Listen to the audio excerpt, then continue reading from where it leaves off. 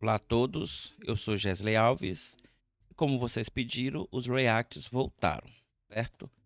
Então, se você tiver alguma solicitação de react de algum vídeo específico, deixa aqui nos comentários que eu sempre estou olhando. E se for de interesse e realmente for interessante o react, nós vamos fazê-lo. Então, vamos para o react de hoje, que é do canal Sertão Místico. É um canal que eu achei fantástico. Esse episódio é sobre o Vale do Amanhecer. Vou deixar aqui na descrição do vídeo. Jesus, explica aí, no teu olhar, assim, o Vale do Amanhecer. Vou deixar aqui na descrição do vídeo o arroba deles para vocês ir lá pro canal, para conhecer o canal também. Também o link original do vídeo. Se você quiser ir lá, comentar, participar do canal, será interessante também. O Vale do Amanhecer.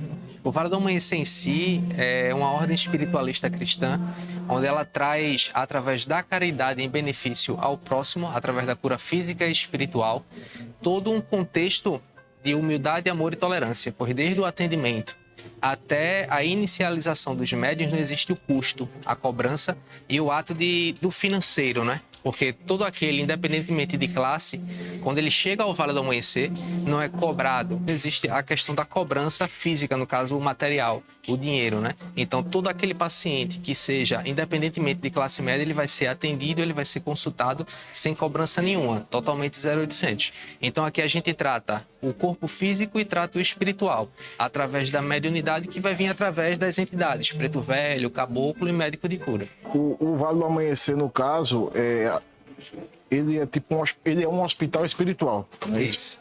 E aí que trabalha na cura desobsessiva. Isso. O atendimento aqui, o primeiro passo é de alguém que chega aqui para ser atendido. Me fala. Dentro do Vale do Amanhecer, o primeiro passo que o paciente recebe é através da recepção. É um médico que é especializado para recepcionar o paciente e dar toda a condição necessária para que ele possa ser bem atendido no primeiro trabalho, que é o trono.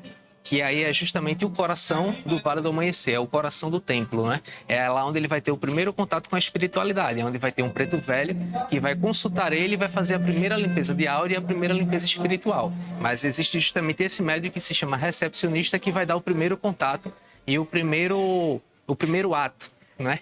E é bem singelo e bem humilde em demonstrar o templo, demonstrar os nossos pontos.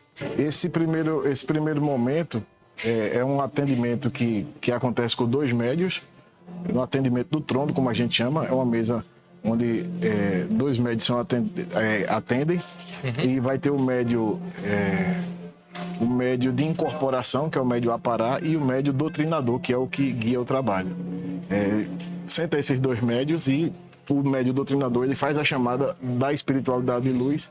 Isso. E aí, nesse momento, a espiritualidade de luz, ela incorpora no médio de incorporação e começa a conversar. O espírito de luz começa a conversar com o paciente, atender, fazer uma limpeza, orientar. Que é justamente o primeiro. Esse Vale do Amanhecer, eu sinceramente eu não conheço a história por completo.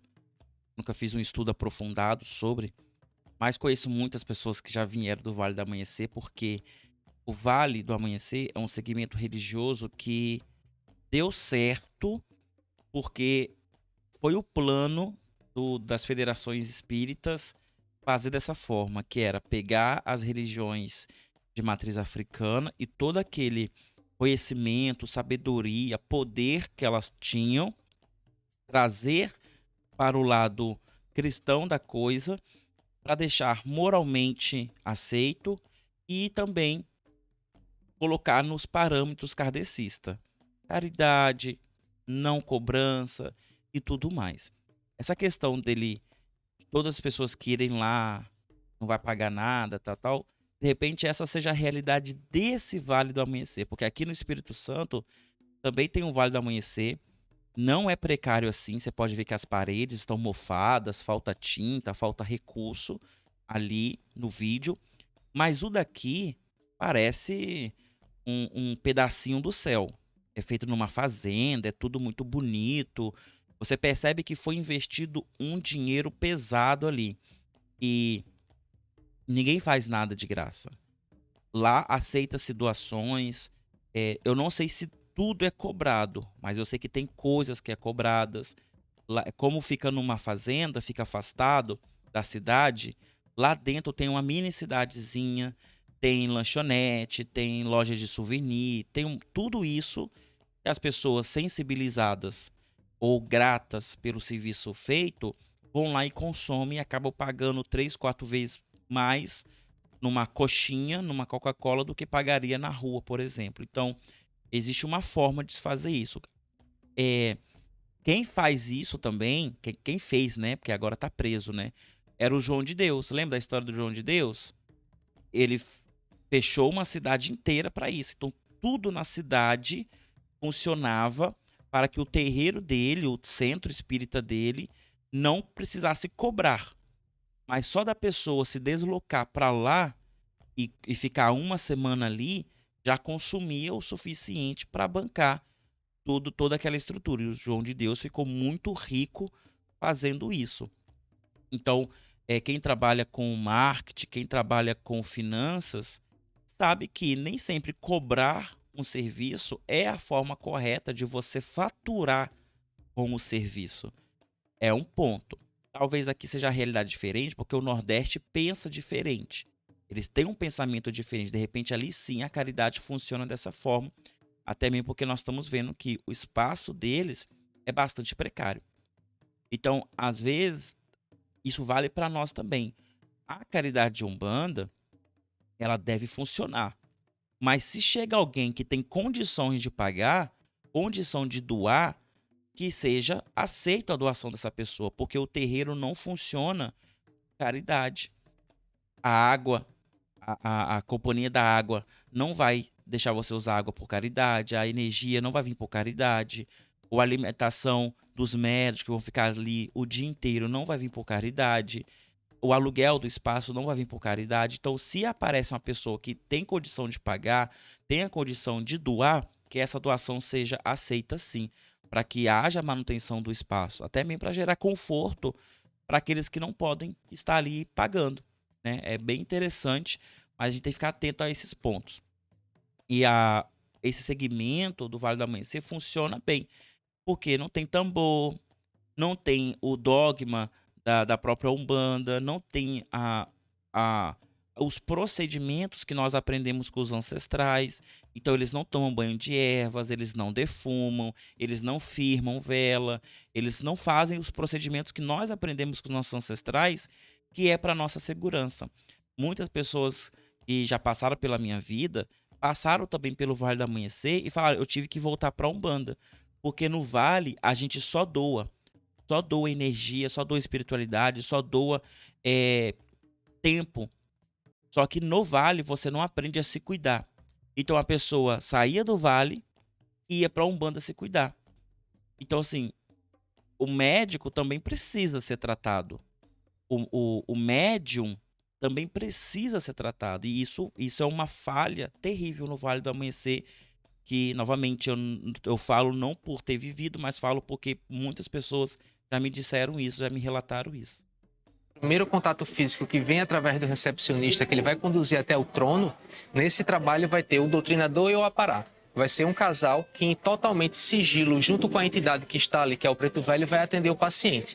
Nesse segredo, o paciente pode falar e relatar tudo aquilo que está acontecendo na vida física dele. Aí vai ser retirado dele todas as cargas negativas de ódio, ciúme e desespero. Tudo aquilo que atrapalha a vida física ou a vida espiritual. A cura desobsessiva, né? Toda uma limpeza. Por exemplo, você chega, por exemplo, você chega com um pessoal de meio pesado, meio carregado, de repente tem alguns espíritos obsessores lhe acompanhando. E aí, quando você chega aqui, nesse atendimento, esses espíritos eles são doutrinados e elevados para um melhor lugar. Para um plano espiritual. Eles são levados para o plano espiritual. Eles têm essa oportunidade de sair dessa vida, desse sofrimento, de estar obsediando alguém para seguir por um caminho de luz. Aqui vai ter toda uma corte espiritual esperando esses espíritos obsessores que vêm junto com os pacientes. Isso. E me explica a mediunidade. O médio doutrinador e o médio apará. Esse negócio de desobsessão é muito difícil lidar com isso, porque, infelizmente, no segmento, na doutrina espírita, que que se ramifica de várias formas, uma das ramificações é até o próprio Vale do Amanhecer, eles colocam muita carga sobre a obsessão. Como se todos os seus problemas fossem por causa de um espírito obsessor. Isso é muito ruim, porque de 100 pessoas que aparecem no terreiro, uma tem problemas com o obsessor. As outras têm problemas de outros segmentos. A Umbanda, ela tem as ferramentas para trabalhar não só a desobsessão, mas também o aconselhamento, o amparo espiritual e tudo os outros amparos que essa pessoa vai necessitar para resolver o seu problema ali, que pode ser de cunho espiritual, pode ser de cunho social, pode ser de cunho sentimental, emocional, pessoal e tudo mais. Essa ideia de que tudo, todos os seus problemas, a sua doença, as suas falhas na sua moral, e todos os outros problemas que as pessoas levam como demanda para o vale, são tratados como obsessor. Isso é terrível. E existe mesmo esse pensamento, tá? De que a maioria é obsessor. Outros segmentos espíritas que surgem de Kardec também vão tratar dessa forma. E é terrível, porque a pessoa pensa que qualquer coisa é obsessor. Qualquer coisa. Então ela não se coloca no lugar de melhorar como ser humano. Eu não preciso melhorar, eu já sou bom. O problema é que eu tenho um obsessor. Então eu vou lá tirar o obsessor. Isso é terrível. O contexto da mediunidade, tipo, você já nasce com a mediunidade, porque a mediunidade é justamente uma fagulha divina que já vem já no seu espírito. Ela vem através dos grandes transcendentes. Então, tipo, de reencarnação em reencarnação. Vale ressaltar justamente que a gente acredita nessa parte reencarnatória, porque é justamente a reencarnação para a gente é a misericórdia de Deus, é mais uma chance que Ele nos dá de nos redimir daquele mal que a gente fez no passado. Então, a mediunidade, o doutrinador é aquele que auxilia na comunicação entre o espírito sofredor e a entidade, que ali é o esclarecimento que o doutrinador vai dar aquele espírito que está sendo obsediado, ele vai dizer onde é que ele está, para onde ele vai, qual a situação dele. É muito importante esse primeiro contato. E o contexto do preto velho, que é justamente a comunicação diretamente com o paciente. O símbolo do doutrinador, o doutrinador ele sempre vai ter uma cruz nas costas, ou aparar sempre um triângulo, nas costas e na fita. Isso. Como eu estou falando aqui com o Gesso tem o símbolo ali ó, do triângulo, o Gesso é o médio de incorporação. Eu falo com um pouco de propriedade que eu fiz parte do Vale do Amanhecer, eu era doutrinador. E é como, em outras palavras, assim, é como o Gesso falou, esse trabalho do doutrinador é isso.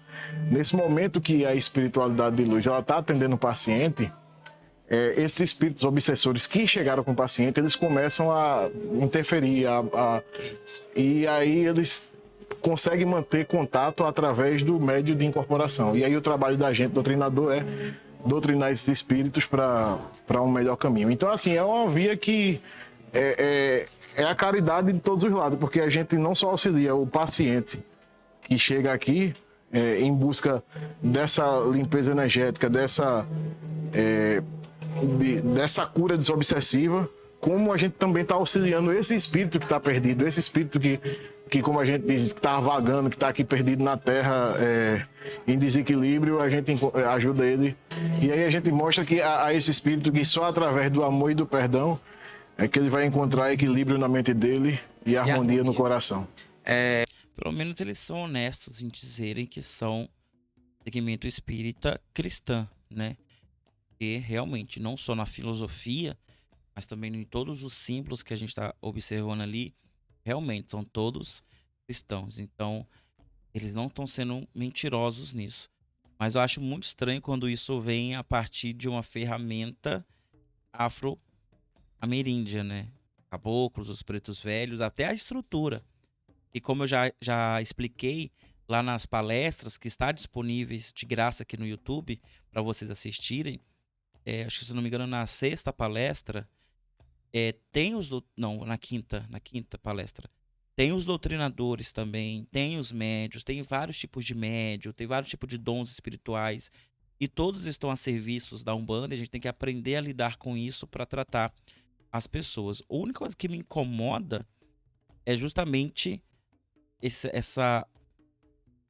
eles pegam o conceito, eles pegam a força, o poder, porque as pessoas creem no Preto Velho, as pessoas creem nos caboclos, e joga para dentro do seu segmento na sua própria leitura.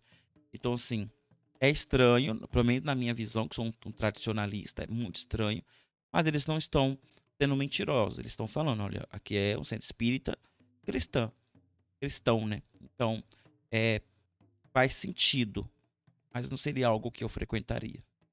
O doutrinador é justamente aquele médium que possui em seu radar o símbolo da cruz e o manto, que representa justamente aquele Jesus, o caminheiro, foi o Jesus que curou o leproso, que fez o cego enxergar, entendeu? É aquele que proporciona a cura. E o médium de incorporação, ele possui justamente um triângulo, que representa amor, humildade e tolerância, e o evangelho no meio. A cor vermelha, que está justamente dentro do radar, significa a cura desobsessiva.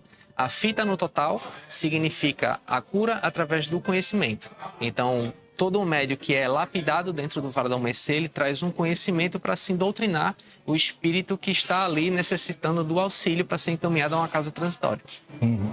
Dentro desse atendimento, o paciente é atendido normalmente pelo Preto Velho, que é uma espiritualidade de luz, e tem os caboclos e tem os médicos de cura. E acontece, às vezes, o atendimento do Preto Velho, o Preto Velho, ele trabalha no amor, né? E às vezes a pessoa chega com um espírito obsessor que insiste em estar ali, que a doutrina ela não funciona muito com aquele espírito. E aí o Preto Velho, ele dá a passagem para uma outra espiritualidade que são os caboclos. E os caboclos, eles, vamos dizer assim, é como se ele vem mais na razão, né? Se aquele espírito ali não tem muito acordo com ele, não quer sair daquele egídio, o caboclo ele vem para de fato retirar aquele espírito dali, para levar dali. Me fala agora no teu ver essa diferença do Preto Velho e caboclo. Porque, por exemplo, o Preto Velho é muito calmo, muito tranquilo. E aí quando chega o caboclo chega, né, com mais, como é que diz? Com mais veracidade, né? Com mais rígido. Com mais firmeza. Com mais firmeza ali, ele tem aquele gesto que bate no peito, se identifica, diz qual é o caboclo. O contexto da incorporação dos pretos velhos, ele traz justamente uma linguagem mais humilde e mais singela, para justamente ter a concepção e a percepção do paciente nessa comunicação. Porque aí ele traz a humildade, entendeu? Para que tenha a comunicação perfeita com o paciente. Então ele vai conversando no linguajar brejeiro, naquele linguajar bem humilde, para que o paciente também tenha a confiança de se abrir no trabalho de trono.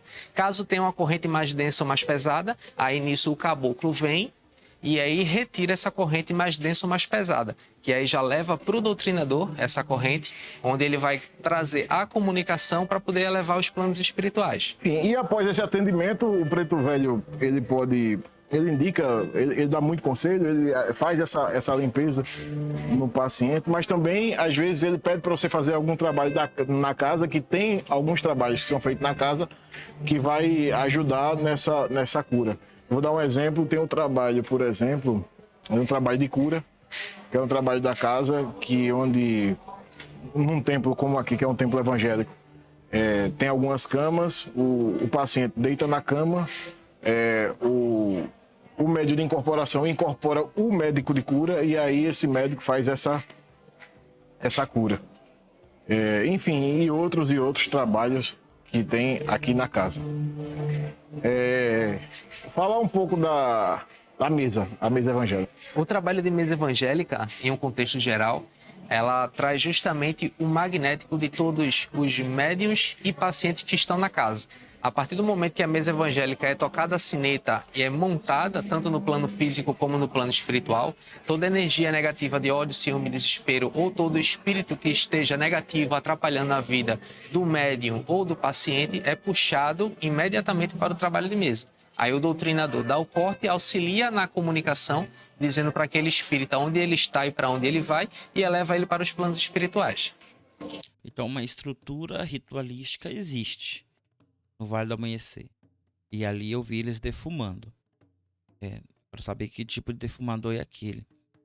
Mas existe uma estrutura ritualística. Isso é extremamente importante para a manifestação de espíritos, porque o espírito precisa da ritualística, ele precisa da atmosfera ritualística, precisa de uma conexão cerimonial para haver a invocação. Isso não é o Gesley que está tirando da cachola dele. Várias escolas iniciáticas, várias escolas de estudo místicos falam sobre isso. Invocação só acontece mediante a ritual. Você não está em qualquer lugar e de repente você chama a sua entidade. Não existe isso. Não é um botão que liga e desliga. Existe uma cerimônia. Então, pelo menos cerimônia, ritual, tem ali para isso. O que eu tenho, assim, dúvida é esse preto velho. Será que eles estão lidando com o preto velho porque é uma roupagem, é um estereótipo, é um arquétipo, como eles gostam de dizer, de qualquer espírito que está naquela forma humilde? Ou será que eles zelam pela identidade, pela cultura desse preto velho? E na Umbanda nós guardamos isso conosco, né? E o caboclo, a cultura, a origem desse caboclo está sendo respeitado, ou é só uma roupagem, um estereótipo, um arquétipo para qualquer espírito se manifestar? E eu já falei aqui em outros vídeos também, e vocês sempre me trazem relatos nos comentários de médios que vão nesses locais, participaram não só do Vale do Amanhecer, mas também do Centros Kardec, que eles falam de certos espíritos que vão se manifestar, e existem espíritos que não vão se manifestar, como por exemplo um boiadeiro, um Exu, uma pombogira, não vão se manifestar, mas no ato do trabalho eles acabam se manifestando, dando a entender que eles são preto velhos, dando a entender que eles são caboclos.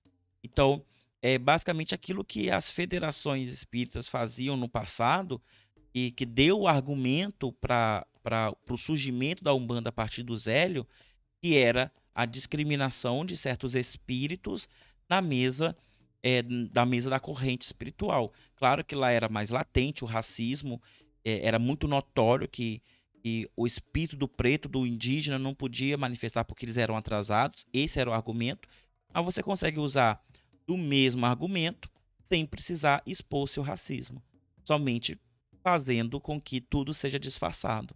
Então, assim, é preocupante saber disso, é preocupante entrar nessa conclusão. Porque se nós estamos falando de espiritualidade brasileira, é espiritualidade brasileira, né?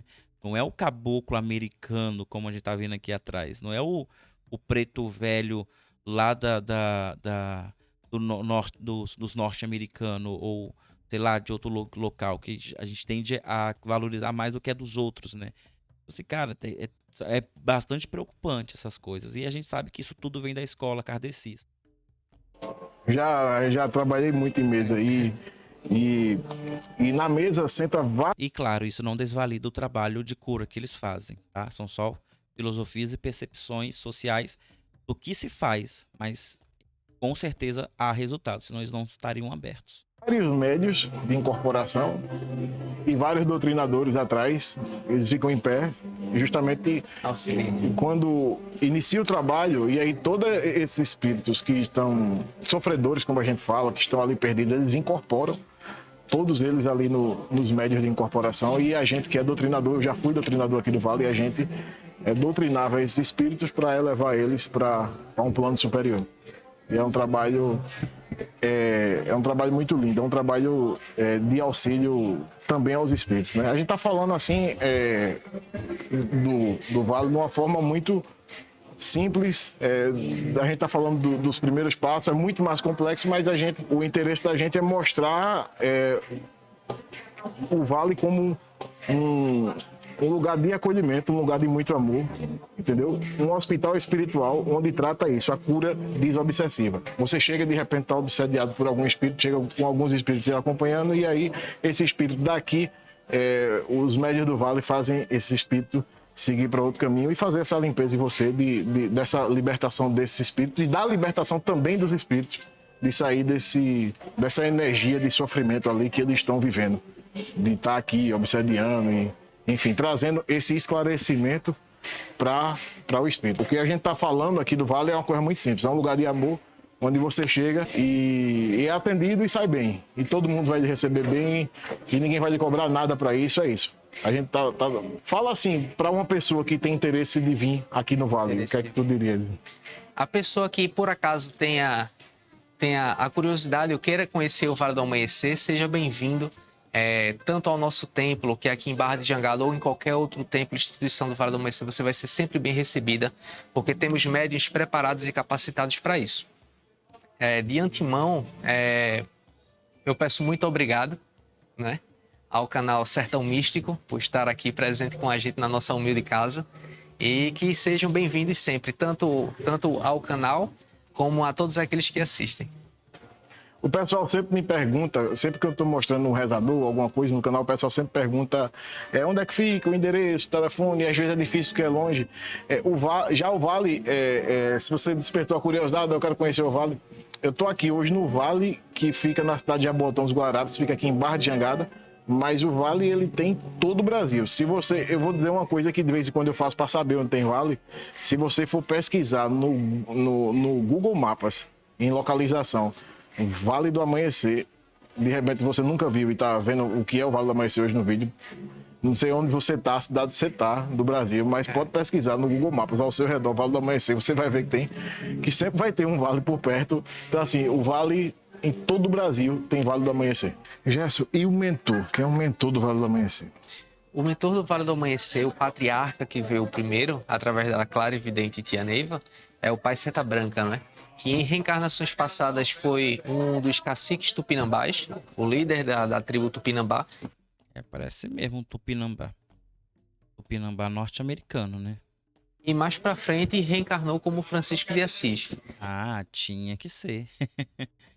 Tinha que ter um jesuíta no meio, né? Um franciscano, um católico no meio.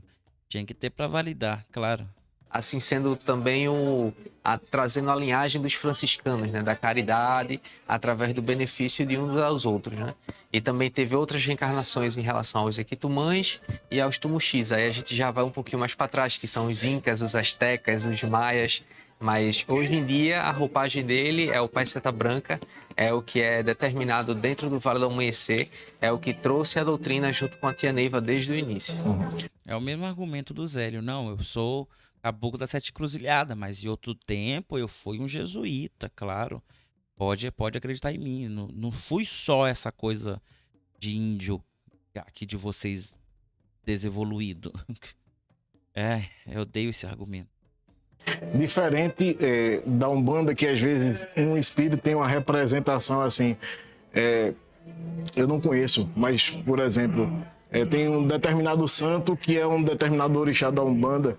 Não é bem isso. No caso, o Pai Seta Branca, que é o mentor espiritual do Vale do Amanhecer, o Pai Seta Branca foi uma das encarnações desse espírito de luz e em uma das outras encarnações que ele passou aqui na Terra foi São Francisco de Assis, ou seja, o Pai Seta Branca é São Francisco de Assis, de fato. Assim, uma encarnação foi Pai Seta Branca, numa outra encarnação foi São Francisco de Assis. E outras encarnações aqui na Terra vindo para cá para auxiliar a gente. Mas tem que ter muito cacique para falar que foi Francisco de Assis em outra reencarnação. Vocês têm ideia de quem foi São Francisco de Assis? A história deste homem impactou o cristianismo tão quanto Jesus Cristo. Seria a mesma coisa de falar, não, eu sou a reencarnação de Jesus Cristo, ou eu fui Jesus Cristo em outra vida, eu fui João Batista em outra vida, eu fui Isaías, eu fui o rei Davi em outras vidas. Nossa, eu acho que aí foi um vacilo, hein? Nossa, foi um vacilo terrível. Gente, São Francisco de Assis. Até mesmo, tá? Vamos pra lógica. Até mesmo pra lógica da reencarnação, eu não imagino São Francisco de Assis, um dos grandes filósofos e santos, realmente milagreiro, que carregou o cristianismo nas costas durante a Idade Média, conseguir, ou não conseguir, mas ter a necessidade de uma reencarnação. Não tenho porquê, seria a mesma coisa de falar de Jesus Cristo ter a necessidade de reencarnar. Não, você cometeu muitos erros, volta lá. Ué, se a reencarnação é uma segunda chance, qual é a segunda chance que São Francisco de Assis precisou? O cara já abdicou a vida inteira dele inteira pelos pobres, pelos oprimidos, pela própria palavra do Evangelho. Não tem necessidade nenhuma, nem pela lógica da reencarnação. Aí ele vai e reencarna, claro, em um cacique tupinambá, porque a ligação ancestral é quase a mesma, né? Europa, é novo continente, Brasil, tem toda uma ligação ancestral ali para haver essa reencarnação. E a própria escola esotérica, a própria escola espírita concorda que a reencarnação ela acontece por aproximação ancestral. Então, a chance de São Francisco de Assis ter reencarnado numa comunidade indígena no Brasil, colônia, é zero. É zero. É zero. Não, viajou geral nessa maionese aí. E fora que, sempre aprendi isso, grandes manifestações, para haver comprovação, tem que haver grandes milagres. Cara, você tá ali com São Francisco de Assis no seu lombo. Não é um preto velho, não é um caboclo, é o São Francisco de Assis. Aí você promove que tipo de milagre? Nenhum. Funda uma seita qualquer, uma instituição qualquer. E é isso aí. Qual é o impacto que isso trouxe? Que São Francisco de Assis, em vida, impactou o cristianismo no mundo inteiro por completo. Até evangélicos sabem quem é São Francisco de Assis. Então, assim, sei lá, essa história pra mim não cola, não.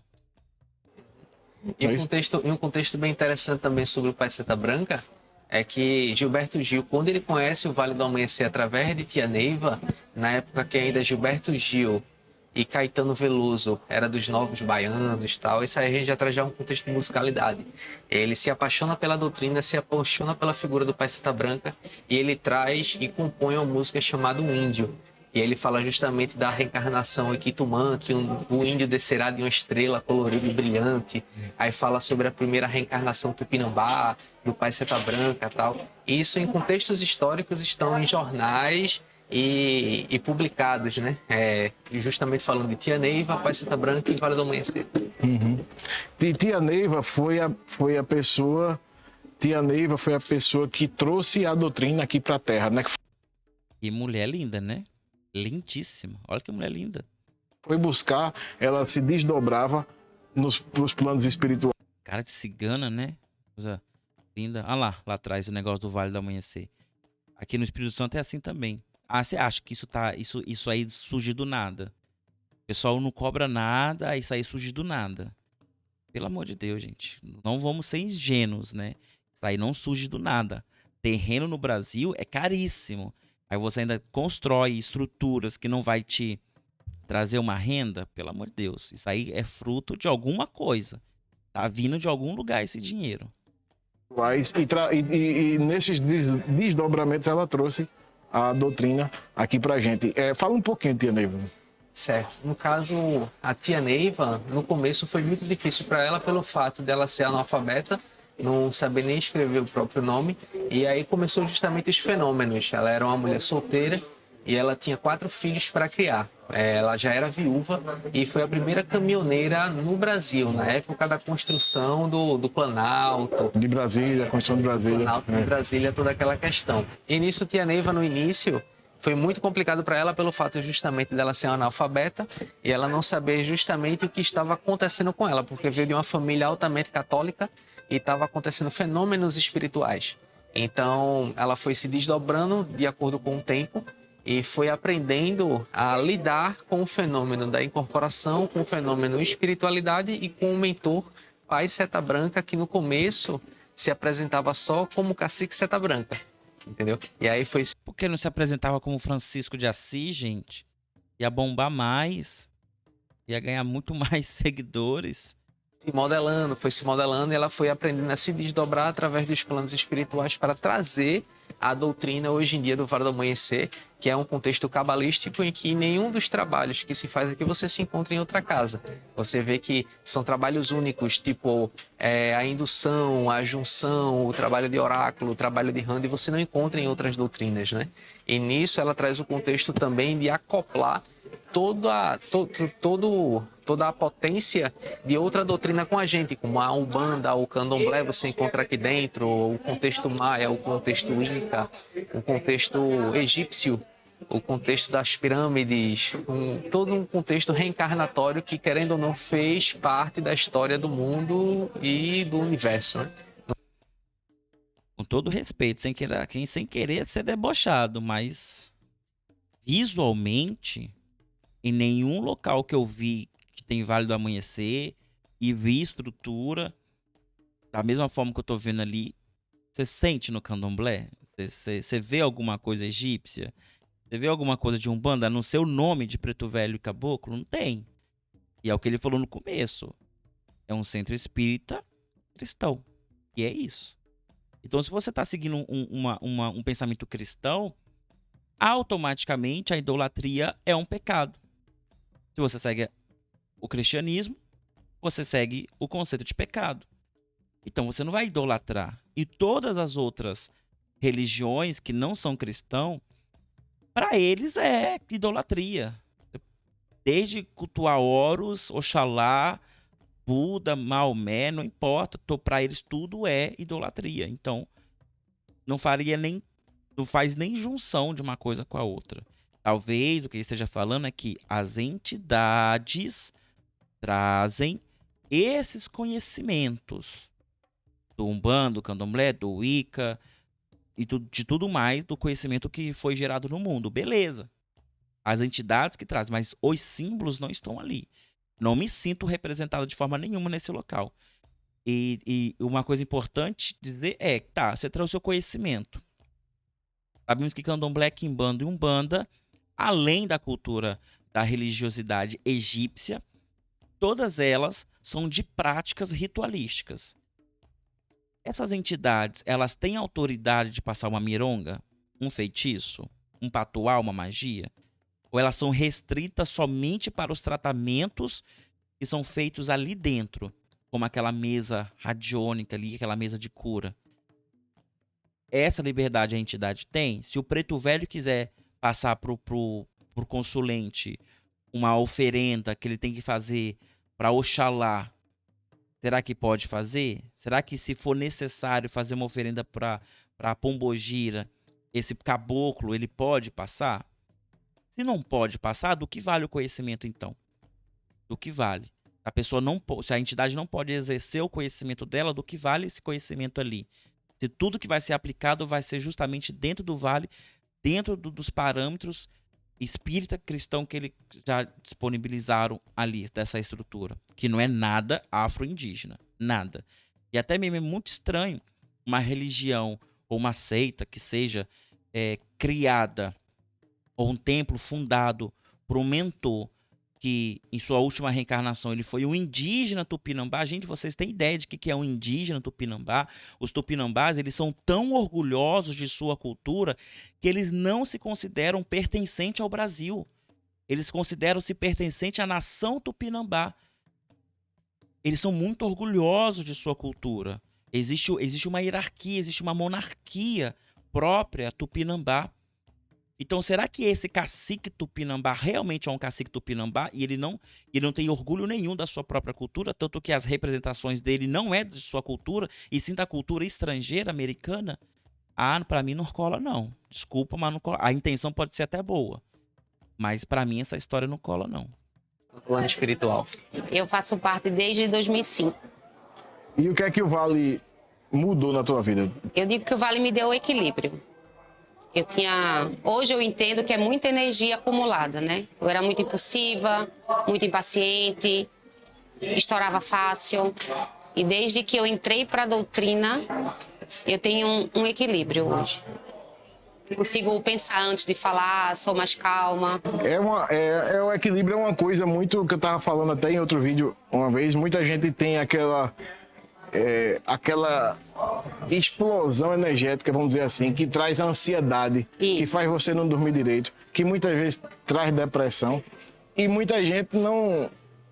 Muita gente que é cética ou que não dá muito valor à espiritualidade, não entende que aquilo ali é uma energia acumulada, uma energia espiritual acumulada que tem que ser trabalhada e acaba despertando isso. E você vê a quantidade de gente hoje tomando remédio controlado, indo para psiquiatra, psicólogo, e aí é uma coisa da espiritualidade, de estar numa doutrina, tudo isso é isso, é trabalhar essa energia e que liberta você de tudo isso, sem precisar de remédio, de nada, que não vou dizer que é em 100% dos casos, mas eu acho que em 90% dos casos essa explosão energética, vamos dizer assim, é espiritual. Eu discordo completamente disso aí. Existem sim casos, eu só inverteria ali a porcentagem dele. 90% é doença, 10% é espiritual, não é o contrário. Porque senão, essa epidemia de depressão, ansiedade e tudo mais, já estaria acontecendo desde os primórdios da humanidade. E a gente vê que isso é um fenômeno moderno. É o fenômeno de ansiedade por causa do própria pressão do capitalismo que você tem que ter, você tem que comprar, você tem que ser, você não tem que trabalhar 8 horas, não, trabalha enquanto os outros dormem e tudo mais. Isso é ansiedade. Faz parte do processo do próprio capitalismo, isso, a exploração ao máximo das suas capacidades, e você não é um robô. Você vai quebrar. Aí você tem os anseios sociais que geram mais ansiedade, geram depressão. Você trabalhou 60 anos e você não conseguiu conquistar nada, porque você vive numa pressão social terrível, que não existe mobilidade social, mesmo que você trabalhe muito. Aquele negócio que o trabalhar dignifica o homem, se você trabalhar você vai conquistar, não vai conquistar. Você vai trabalhar 60 anos e você não vai ter a sua casa própria. Isso deixa as pessoas preocupadas, sim. Isso torna, isso é terrível, porque países que têm um equilíbrio melhor entre equidade e equidade social, porque esses países têm um índice de suicídio menor, têm um índice de ansiedade menor, têm um índice de depressão menor, enquanto também tem países que têm tem uma prosperidade gigantesca que geram também os mesmos problemas da ansiedade, da depressão, porque a demasia também, você perde o sentido de tudo aquilo que você tem. Então, assim, não é isso. Todos nós somos médios, beleza, mas nem todos estão nessa condição. Então, vamos colocar que 10% pode ser por causa da mediunidade que não é tratada, que não é desenvolvida, que não é um problema também. Ela pode gerar um problema, mas é um problema controlável. Pensando na genialidade de Deus, por que ele vai te dar uma coisa que vai ser um problema? Aí vem um homem iluminado para corrigir o problema de Deus. Não tem lógica isso. Não tem lógica. Novamente, é colocar a culpa do problema, que o problema existe. É colocar a culpa do problema em outra coisa, menos realmente da onde ele surge. Novamente, aquela questão do desobsessor. O obsessor, né? Tudo é obsessor. Se é tudo obsessor, então tira o obsessor. Será que no outro dia a sua vida vai se tornar uma maravilha? Será que agora você vai realmente conquistar as suas coisas, trabalhar com ânimo, ser feliz, conquistar seu parceiro, sua parceira, ter uma família, um cachorro chamado Rex? Não, porque não é só obsessor. Existem outros problemas que devem ser analisados e avaliados. E é aí que entra as entidades da própria Umbanda. Porque como na Umbanda não se limita à manifestação, porque lá sim existe a tolerância da manifestação, a pombogira vai chegar e vai falar para você: você quer um amor? Começa a se cuidar, começa a se amar, começa a mostrar para as pessoas que você merece ser amada. Vai chegar o Exu e vai te dar uma bronca também. Você quer emprego, mas você não estuda, você não vai correr atrás, você não entrega um currículo. O preto velho, o caboclo, não vai ter esse papo, vai ter um outro papo. Vai tratar o seu sentimental, o seu emocional. Então, assim, existem muitas fontes de problemas no ser humano. E não é só espiritual. Não é só espiritual. Então, existe esse problema aí nesse Vale do Amanhecer. E olha, não é só por causa desse vídeo não, tá? Eu já escuto esses problemas há muito tempo. Há muito tempo.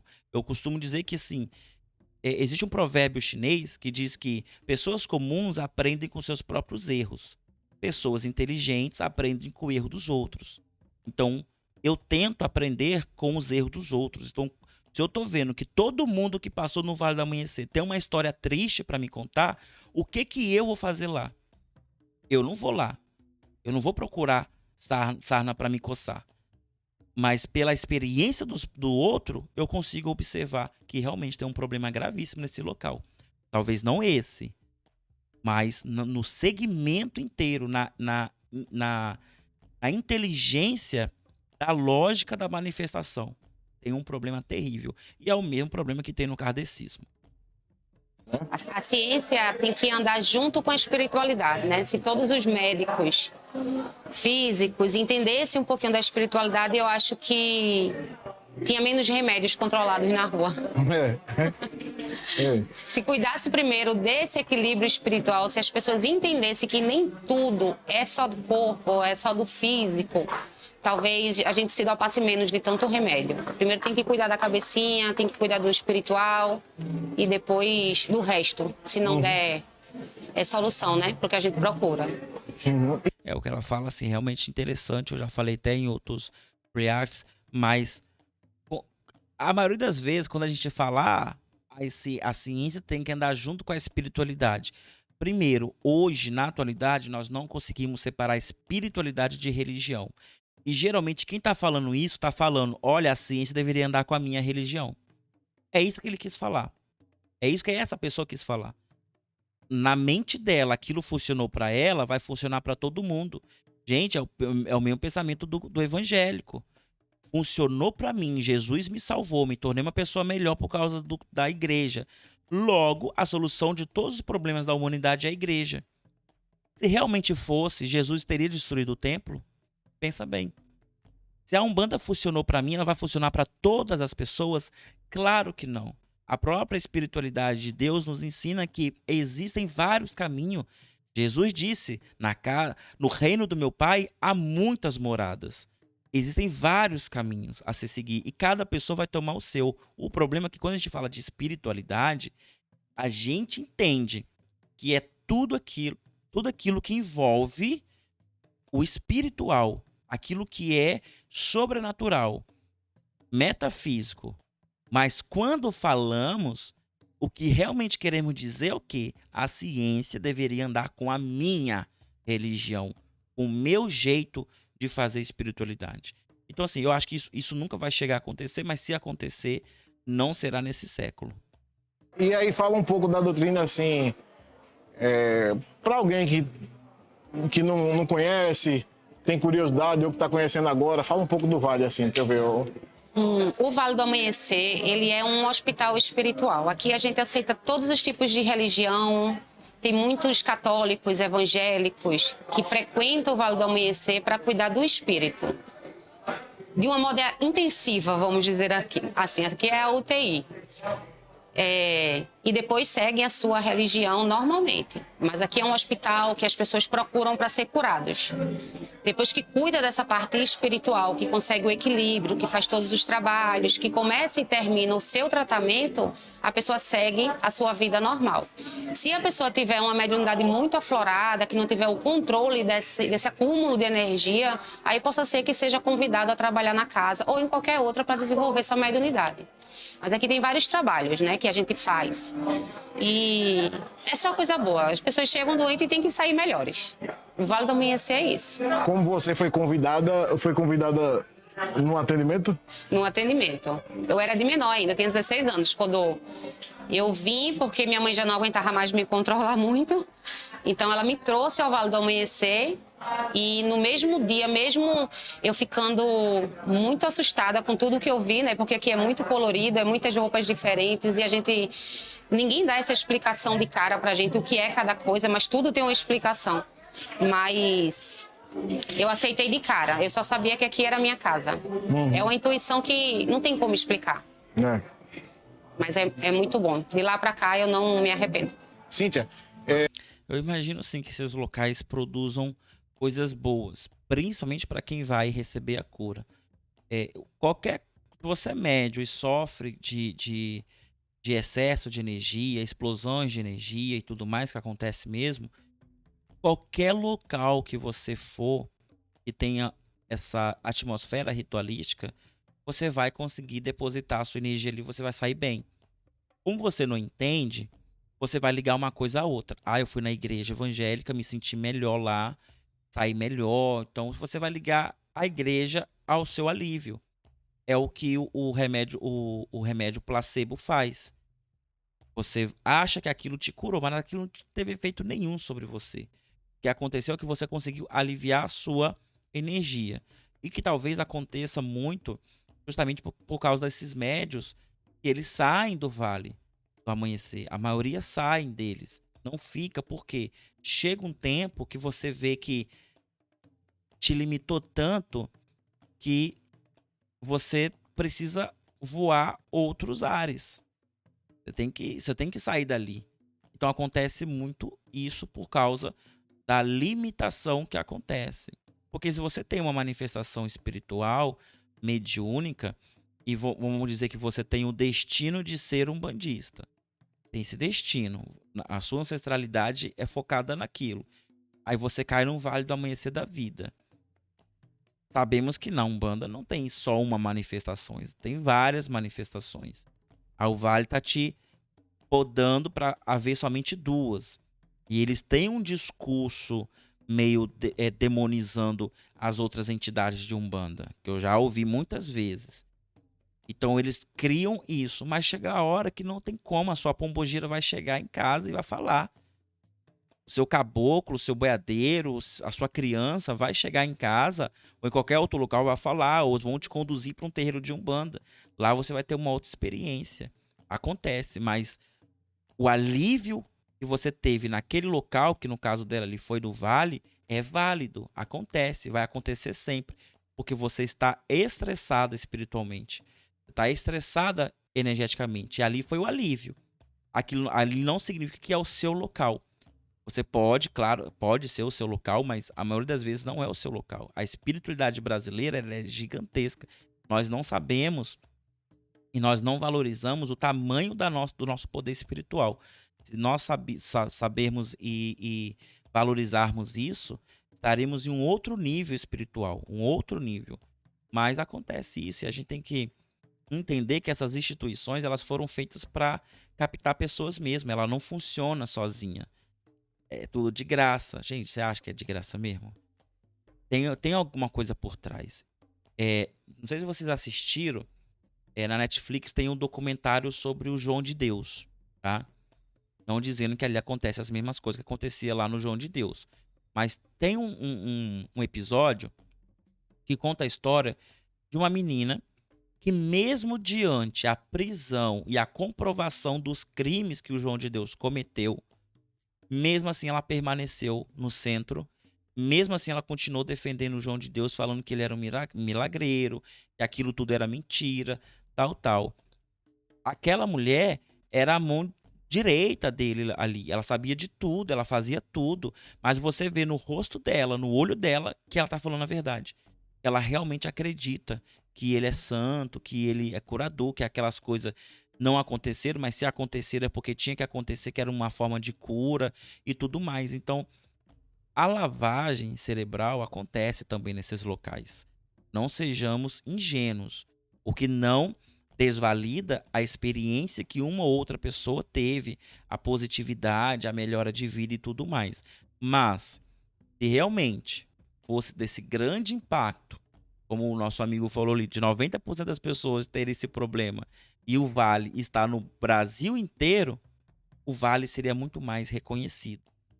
O nome do Vale estaria na boca das pessoas com mais doçura e não com tantas críticas assim. É estranho. Tem que se investigar muito a questão do Vale do Amanhecer. Tu veio para cá como paciente. Como foi? Por que tu veio assim? Paciente? Como... Porque eu estava com um problema pessoal muito grande e uma amiga minha me mostrou esse caminho, né? Eu já estava sem saber mais o que fazer, numa situação que eu estava passando. E aí eu pedi ajuda a ela. Como ela já tinha 20 anos que ela vinha para cá, não exatamente só para esse, né? Para a doutrina. Aí ela me trouxe.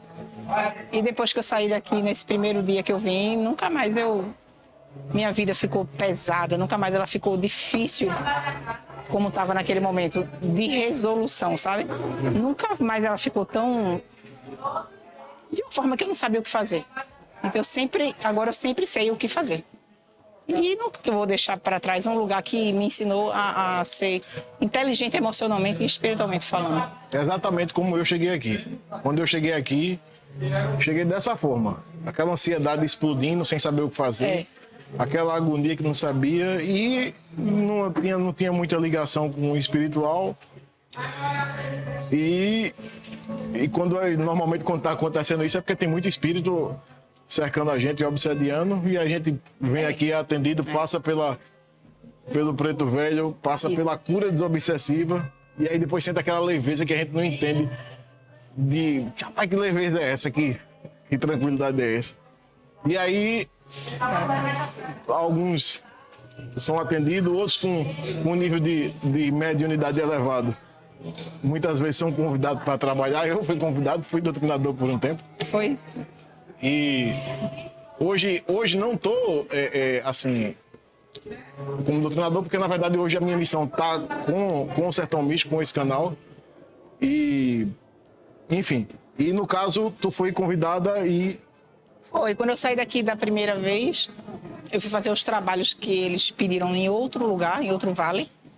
E nesse outro lugar, durante um trabalho, durante um tratamento, aí eu tive um desdobramento. Sem eu saber, lógico, né? Sem eu sentir nem nada. Simplesmente eu fui, né? E quando eu acordei, vou chamar assim, aí eles disseram que eu estava com a mediunidade muito aflorada, porém tinha que trabalhar ela para não ficar... Porque a mediunidade não trabalhada, ela também trava o teu físico, né? A tua vida física. Adoece, né? Muitas coisas que a gente não consegue resolver aqui na vida física é porque a gente está deixando de lado a espiritual.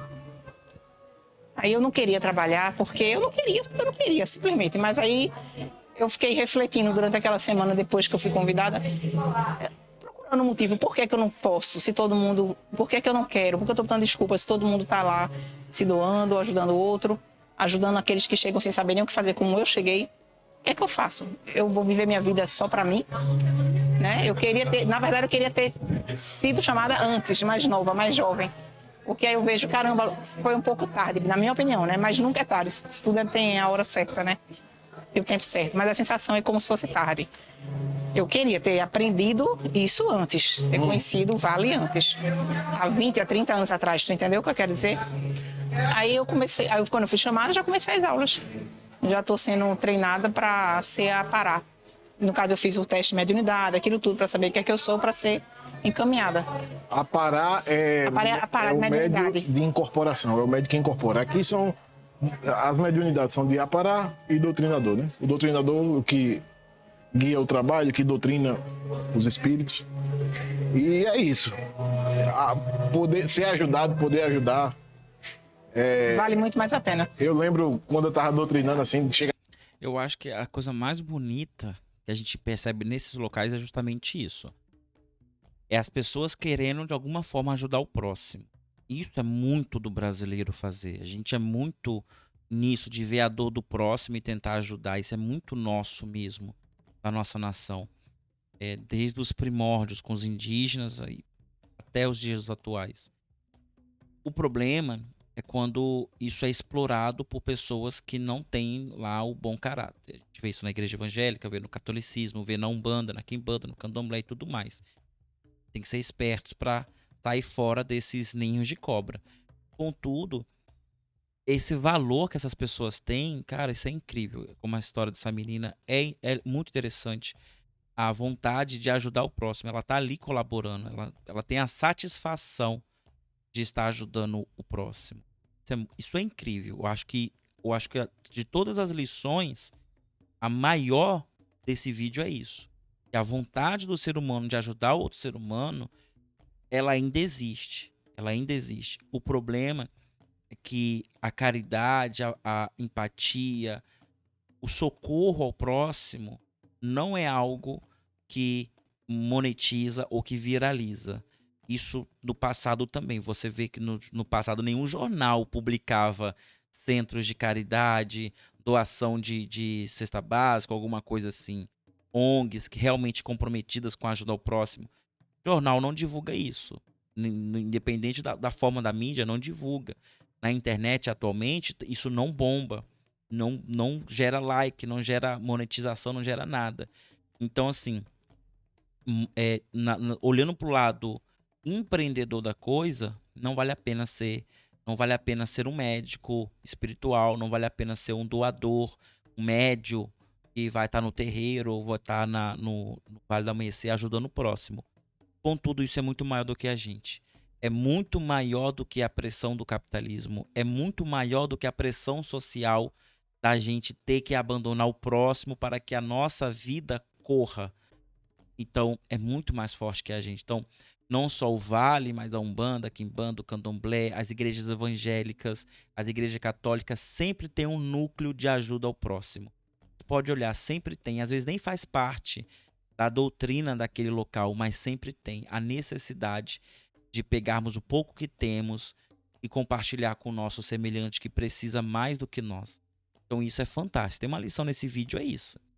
A inteligência emocional do brasileiro em querer ajudar o próximo não morreu.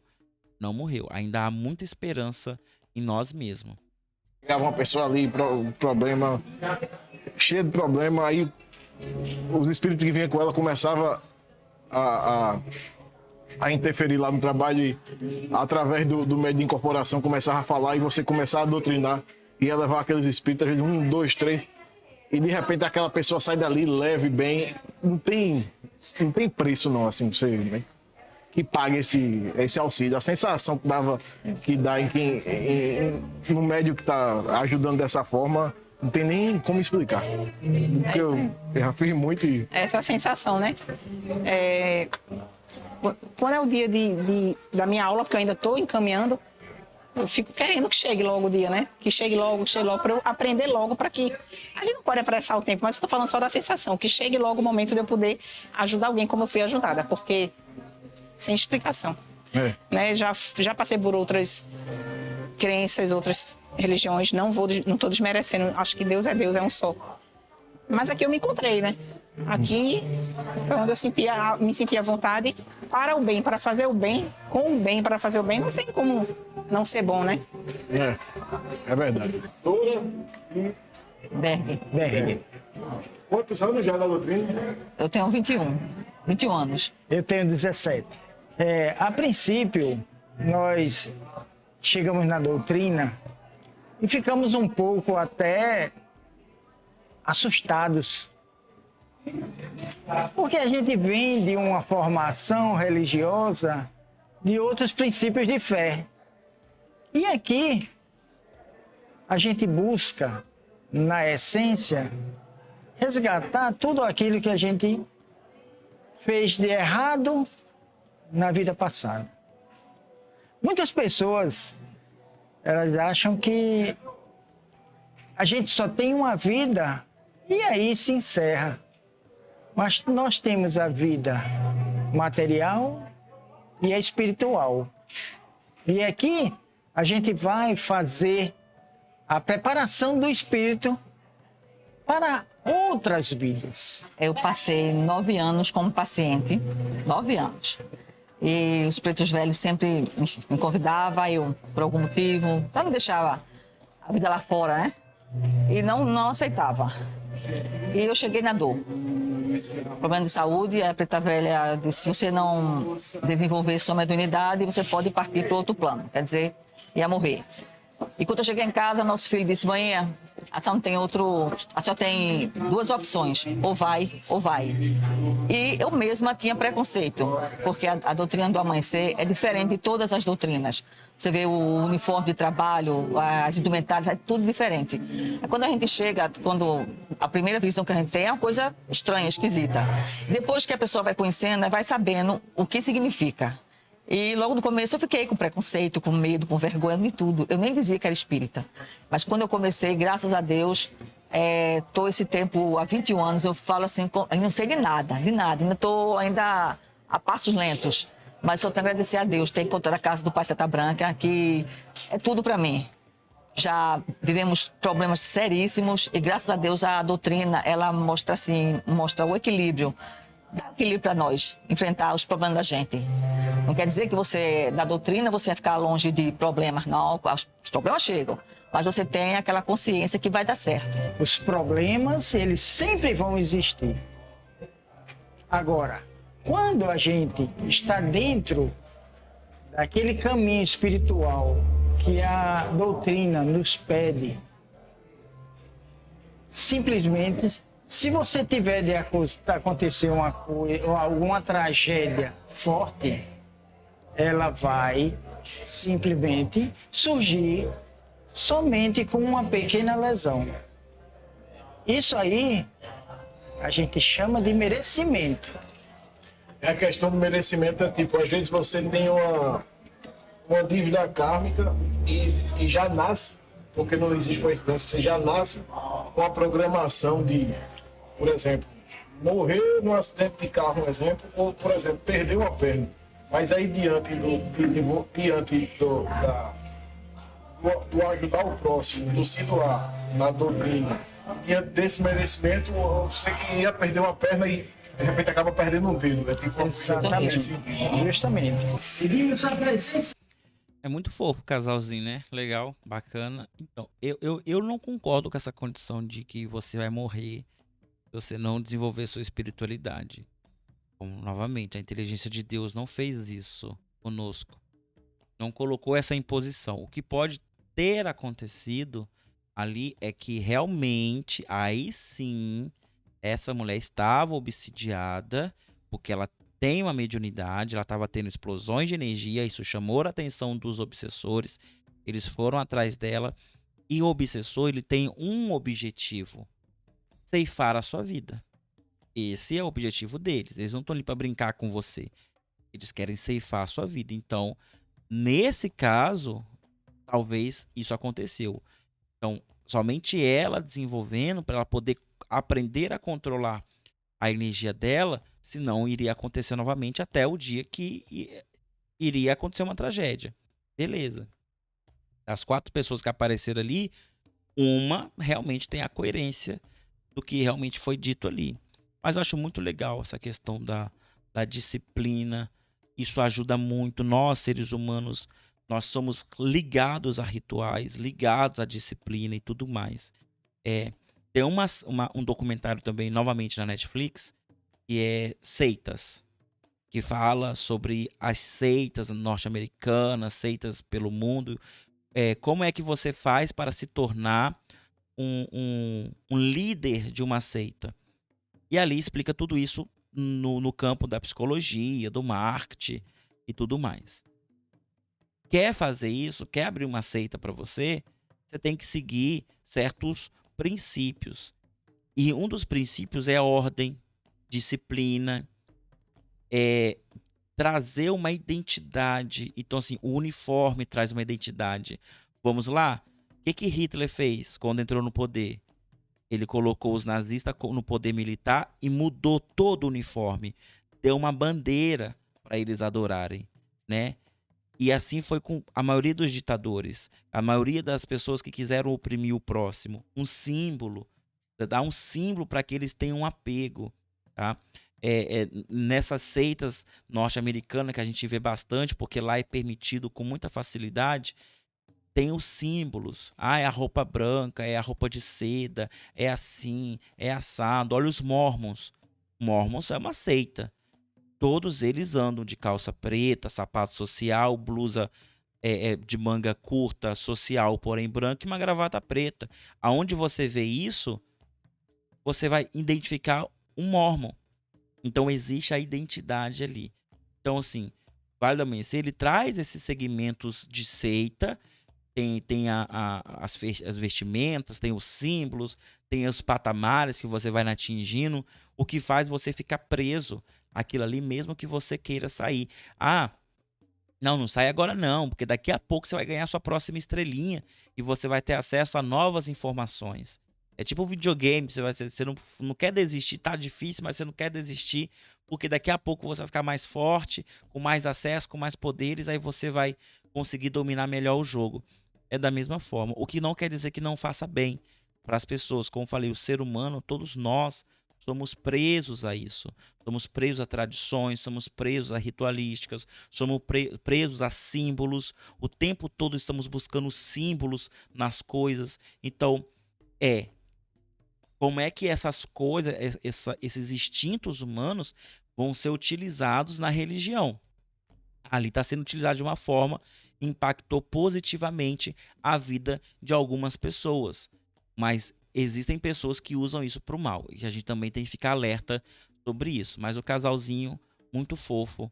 Vontade de sentar, tomar um café, comer um pedaço de bolo e conversar mais sobre isso. Porque eu acho que é nessa humildade que a gente encontra realmente os fenômenos que fazem justiça àquilo que eles fazem.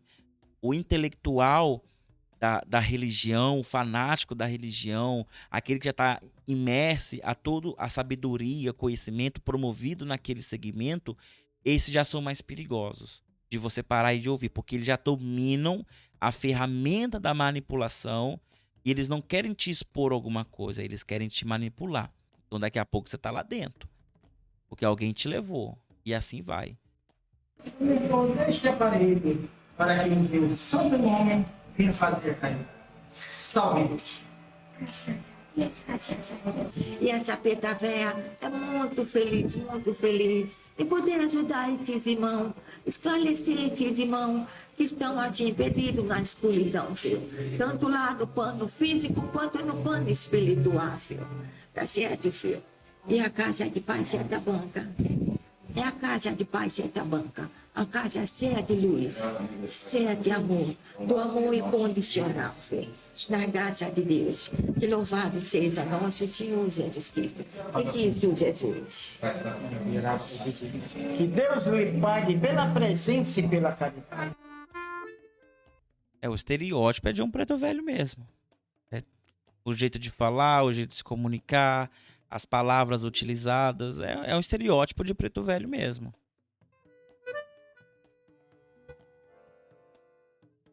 Eu acho que eles são mais aceitos, porque é aquilo que a Federação Espírita, no século passado, tentou fazer.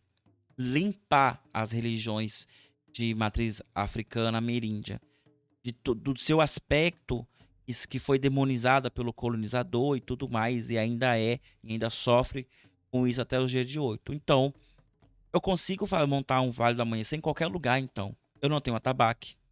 Eu não tenho cantoria, eu não tenho festividade, eu não tenho bateção de palma, eu não tenho roupas típicas da religião afro-ameríndia, eu não tenho as manifestações como lá, eles geralmente descrevem como manifestações grotescas, porque o caboclo grita, o eixo da gargalhada, o boiadeiro grita e tudo mais, eles consideram grosseiro. Então, se eu tiro toda a personalidade da religião e para ser aceito eu coloco todo o elemento cristão ali, pronto, é a fórmula perfeita. A sociedade não me discrimina, todo mundo pode vir. Quem tem preconceitos e racismo contra as religiões de matriz africana, mas gostam do efeito que elas promovem na vida, podem ir tranquilamente, porque pode vir, você não vai encontrar nada dessas religiões, mas o efeito é o mesmo. Então, assim, é o plano da Federação Espírita e funcionou. Vale do Amanhecer é isso. Faz bem para algumas pessoas? Com certeza deve fazer. Mas tem todo esse peso histórico, esse peso social que a gente também tem que observar. Bom, se você quiser assistir as palestras que eu citei, eu vou deixar aqui no primeiro link, no comentário fixado, o link para a palestra. São 7 palestras, é grátis, é só você assistir. A única forma de pagamento que a gente exige é um like e um comentário, tá bom? Vai lá e assista. Até mais. Tchau, tchau.